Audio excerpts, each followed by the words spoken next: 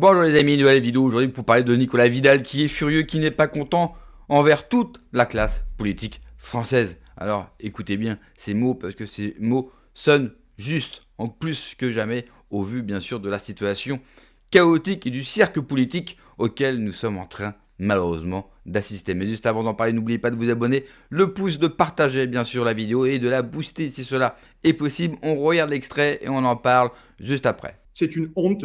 Oui, c'est une honte à ce à quoi nous assistons en ce moment. Alors, malgré les déclarations sur l'honneur, ces grandes tirades qui sonnent creux, ces slogans totalement débiles, ces promesses solennelles de paquets lessives ou ces attestations sur l'honneur gribouillées au crayon gris de leur indigence, notre classe politique de tous bords confondus est indigne des Français, indigne de la France, indigne de notre histoire, indigne de notre patrimoine, indigne de nos ancêtres, indignes d'être ce qu'ils sont aujourd'hui, des petits valets, des marquis déchus, des courtisans mal fagotés, des boudins de porte, des plantes vertes, des piliers de bar pour certains, des tartuffes, des clowns, des intrigants à la petite semaine, des opposants en plastique, des camelots, des vendeurs à la sauvette de l'indignation, des soupirants avachis, des receleurs d'indemnités parlementaires et des apparatchiks de la pire espèce. On vous voit, hein, vous agitez, brassez du vent, donnez des coups de menton, vous brillez comme des boudins dans une lanterne. Vous êtes à la fois obséquieux avec un pouvoir vérolé et condescendant et méprisant avec nous, avec les Français. Alors vous usez de toutes les formules et les mensonges pour tenter d'expliquer que vous ne voulez pas du chaos institutionnel et que vous êtes trop respectueux des institutions. Je t'en foutrais, moi. Ceux de la LFI qui demandent la destitution de Macron en beuglant savent pertinemment que leurs petits copains d'en face ne les suivront pas sur une telle motion. Donc c'est un formidable jeu de dupes et une foire aux gros imbéciles dans lesquels tout ce petit monde se vautre dans la grande bassine de la République, remplie avec quoi? Remplie avec nos impôts. Car il n'y a aucun risque de perdre sa place, ses indemnités, ses privilèges. Ce sont les insoumis des grosses indemnités parlementaires et de tous les privilèges qui vont avec. Du côté des fanfarons et des tartampions, hein, on a le PS avec Olivier Faure, Boris Vallaud, Patrick Caner, qui font la danse du ventre devant Matignon en voulant se convaincre que sont eux les faiseurs de rois, alors qu'aux dernières présidentielles, Annette Hidalgo n'a même pas atteint les 2% des suffrages. La réalité, c'est que cela fait bien longtemps que le PS ne vaut plus un seul pesos. Alors ce trio de bras cassés aux convictions en texture de tuyau d'arrosage demande toutes les grâces de Macron, qui n'en a absolument rien à faire. Je crois que la beauté ultime, les amis, et la chimie pure du ridicule et de l'indigence sont atteintes. Le PS est ce parti qui ne fait plus campagne que sur des palettes en bois et des trottoirs en criant dans des enceintes de karaoké. Et je ne parle même pas des LR, hein, qui ont été de toutes les compromissions avec la Macronie, qui ont décidé que la France ne serait qu'un rayon vide du supermarché de l'Union européenne et qui se disent gaullistes, tout en affichant fièrement le drapeau européen à chaque meeting et à chaque réunion publique, dont la seule présence de ce torchon est la négation ultime de la patrie. Ce sont ceux-là même, hein, qui se disent libéraux et conservateurs en même temps, sans prendre la mesure de l'antinomie de ces deux termes, hein. En réalité, ce sont des genres de carnivores végans qui mangeraient un poke-bol de tofu aux lamelles de bœuf avec une tablée de végétariens, de facto-végétariens, d'ovo-végétariens ou encore dont le menu aurait été conçu par des flexitariens. Et pour les battleurs du Rassemblement national, ce qui se drape dans le linge sale de la vertu et de la virginité politique, personne ne vous a contraint à servir de marchepied à Richard Ferrand, le mutualiste, à la tête du Conseil constitutionnel pour 9 ans. Vous avez donc renforcé les pouvoirs immenses d'un Conseil dont le job est de dynamiter la souveraineté populaire et faire péter au C4 chaque loi qui pourrait aller dans le sens des intérêts fondamentaux de la nation. Rien que pour ça, vous devriez la mettre en veilleuse et imposer à votre caquet une exécution provisoire et une OQTF générale à votre indigence patriotique.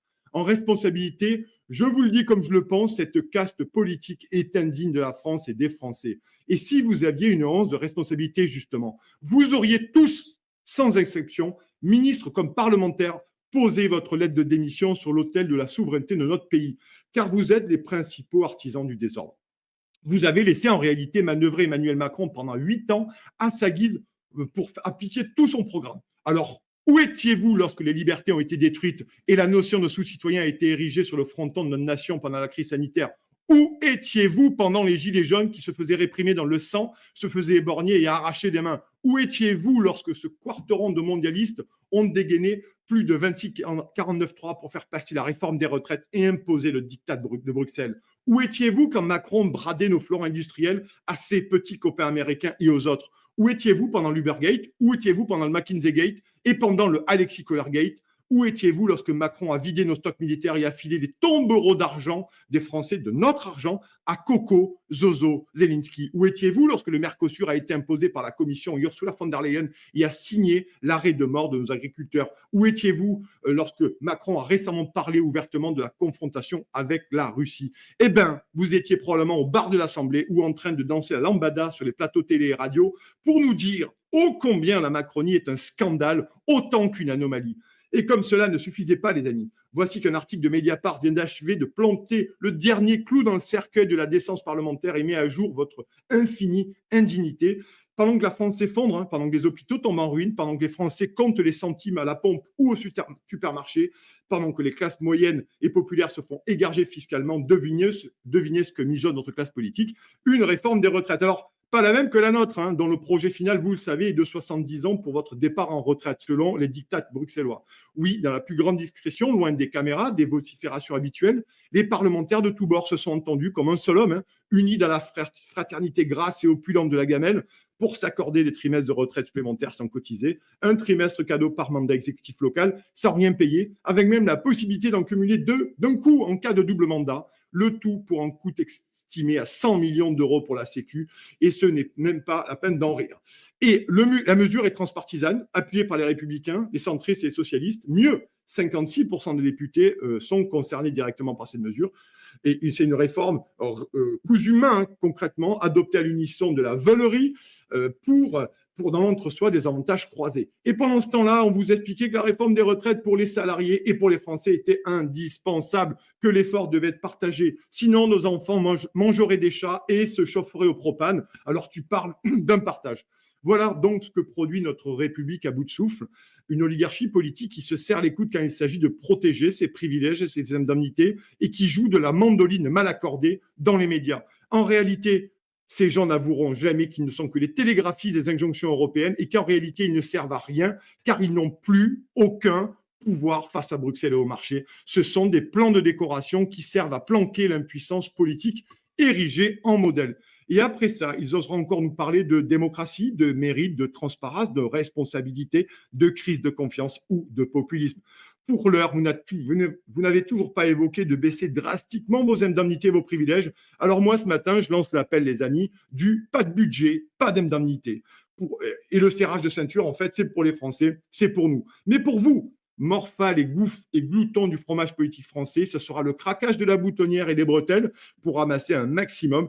Et c'est pour cette seule raison que la dissolution rencontre aujourd'hui, les amis, une majorité absolue de députés qui n'en veulent pas, comme l'a déclaré Sébastien Le Cornichon, dont on ne sait plus s'il est Premier ministre démissionnaire, pas Premier ministre, on n'en sait plus rien. Voilà. Car dissoudre, en fait, l'Assemblée, c'est perdre du fric, ses avantages, ses prébendes, ses petites combines et un emploi fictif stable et bien payé. Mais le vrai scandale ce matin, ce n'est pas ce qu'ils font, c'est qu'ils soient encore tous là et que nous ayons à les subir et qu'ils n'ont pas l'intention de partir et qu'ils en ont tout à fait le droit parce qu'ils n'ont pas d'honneur. Et le seul chemin que les Français ont trouvé pour vous, c'est la porte.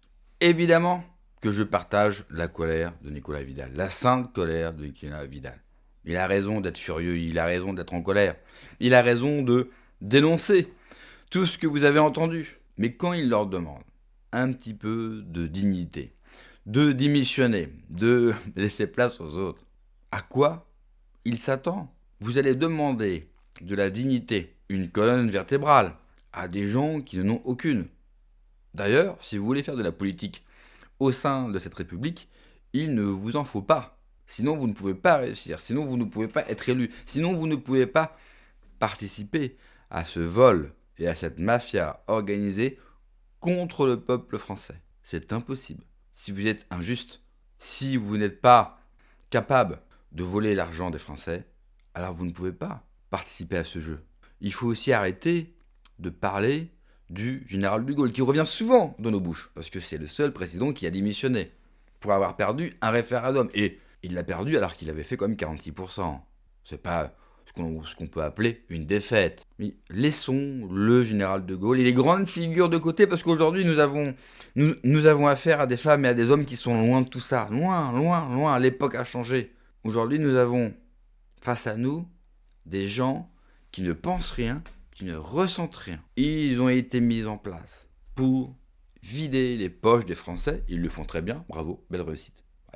Ils auront au moins réussi quelque chose. Hein. Ne soyons pas tout le temps mauvaise langue, s'il vous plaît. Et puis, détruire la France. Ça aussi, bravo, c'est réussi.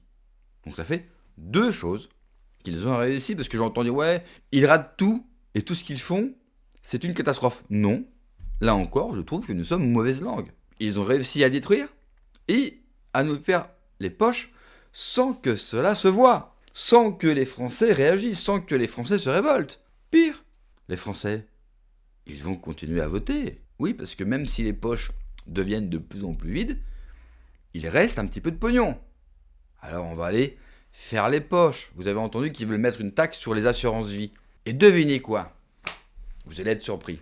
Où les Français placent le plus leur argent et leur économie, vous n'allez jamais le croire, sur l'assurance vie. Et ils vont le taxer.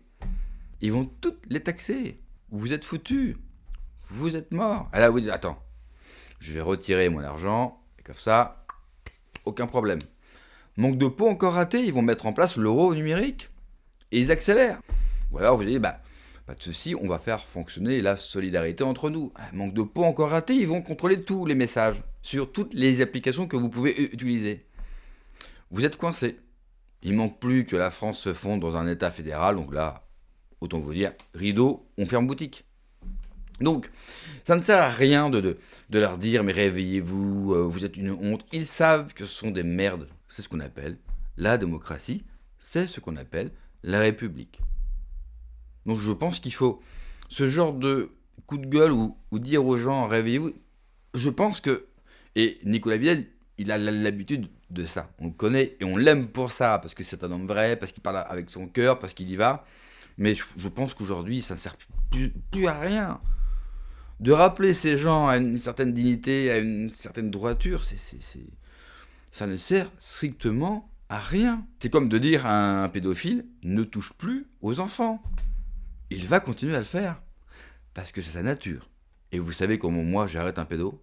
Vous n'avez pas envie de savoir. Regardez aujourd'hui, Macron réunit les principaux chefs des partis politiques, hormis LFI et le RN. Traduction, ils vont se réunir entre eux, donc vous avez la mafia qui se réunit, pour continuer comme si que rien n'était, parce que les autres partis savent très bien qu'en termes, s'il y avait demain une dissolution, ils perdraient leur poste, donc leur privilège, donc leur capacité à voler les Français. C'est aussi simple que ça à comprendre. Mais le problème, c'est que je pense que vous l'avez compris. Mais est-ce que la grosse majorité, est-ce que beaucoup de nos compatriotes l'ont compris, ou alors l'ont enfin compris? Là est le vrai débat. C'est pour ça qu'il faut pousser, partager, en parler, et puis observer, attendre, que les Français comprennent enfin que toute cette classe politique, de gauche à droite, n'est là que pour une seule chose, vivre à leur crochet.